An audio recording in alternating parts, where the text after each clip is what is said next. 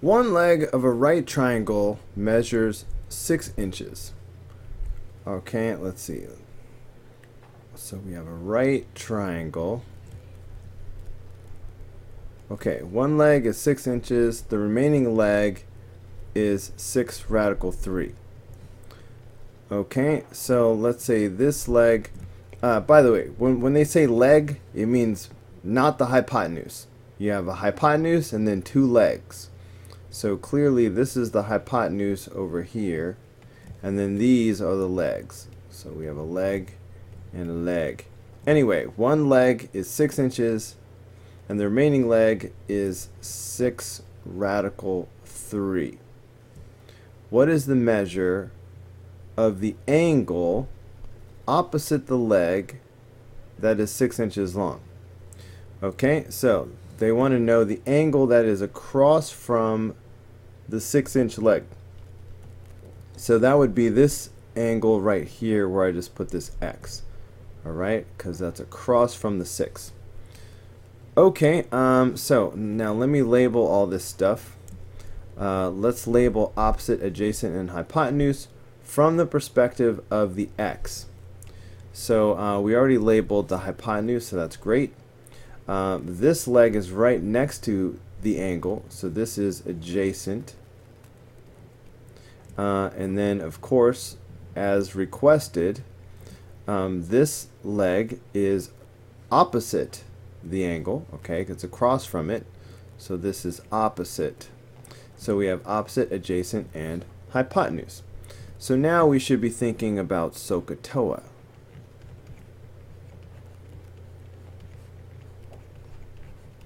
Which means sine is opposite over hypotenuse, cosine is adjacent over hypotenuse, and tangent is opposite over adjacent. Okay, but which one of these 3 sides has nothing going on? There are no numbers there, and there's no variable that we are trying to find. The hypotenuse has nothing going on. Alright, there are no numbers, no variables. So let's throw out any function that mentions hypotenuse. So we're going to throw out this, we're going to throw out this. So that just leaves tangent. Okay, so what we have then is tangent of the angle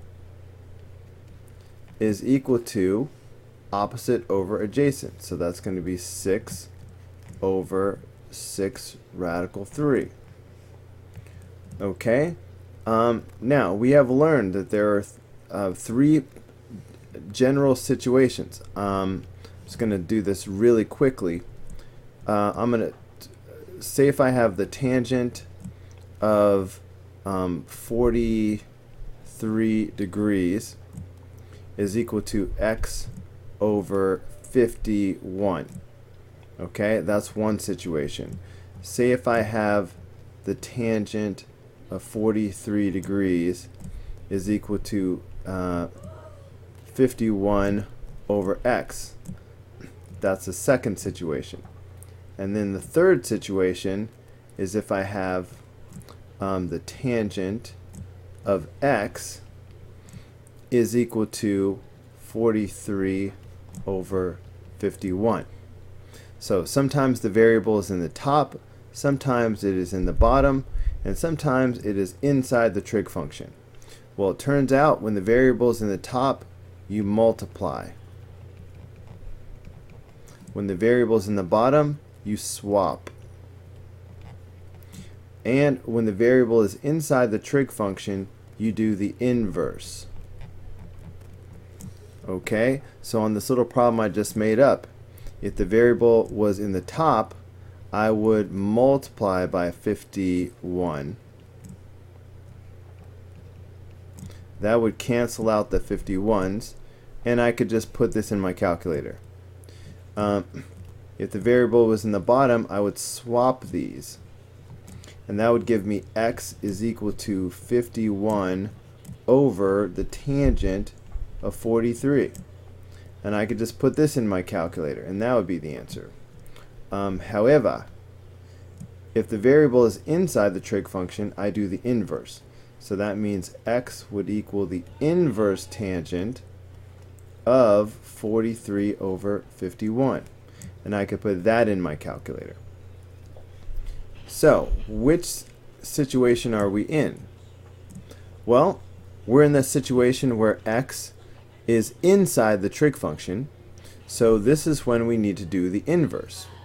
Alright, so I actually need this space right here. So let me just erase for a quick second.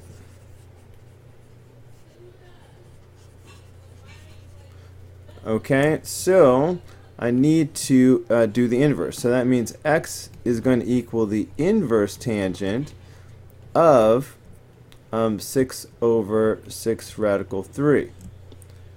Okay, so I really can put that in my calculator. So for the inverse tangent, I need to go second tangent. And then what did I have? 6 over 6 radical 3. So 6 divided by 6 radical 3. Got to get out from under there. And boom, 60 degrees. By the way, I'm not sure if I mentioned this on this video. By default, your calculator switches to radian mode whenever you reset.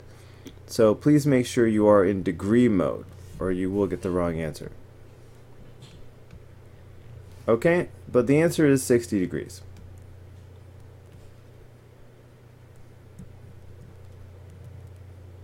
Alright, let's see how we did.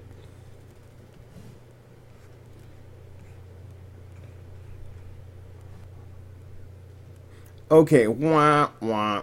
Alright, I'm going to be honest with you guys. When I saw that I did not get the right answer right then, I paused the video and I was thinking about recording over this part.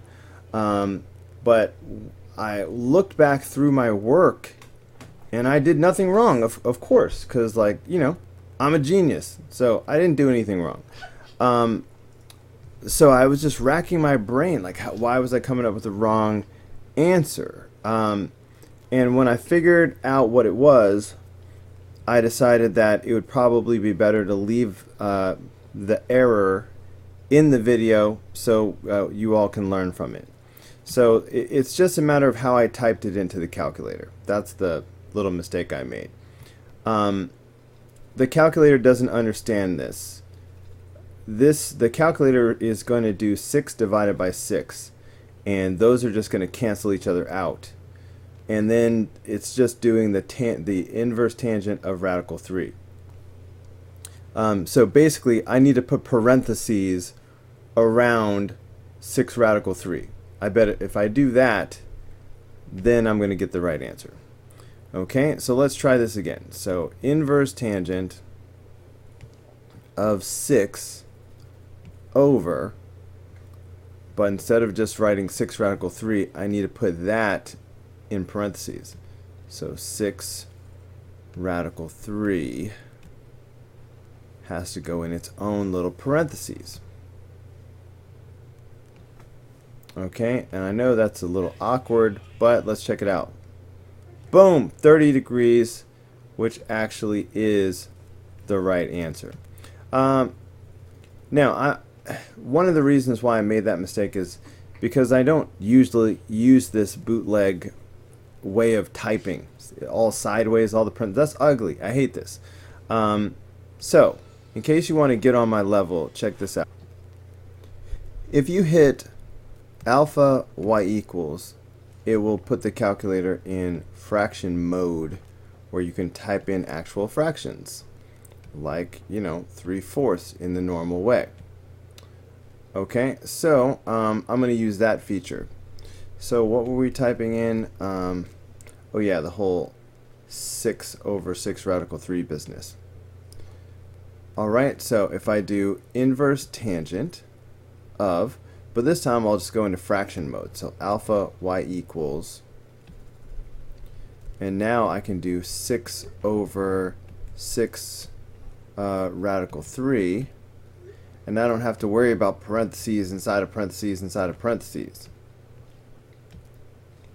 Okay, isn't that better? And this is how I normally do it, so that's why I made that small error.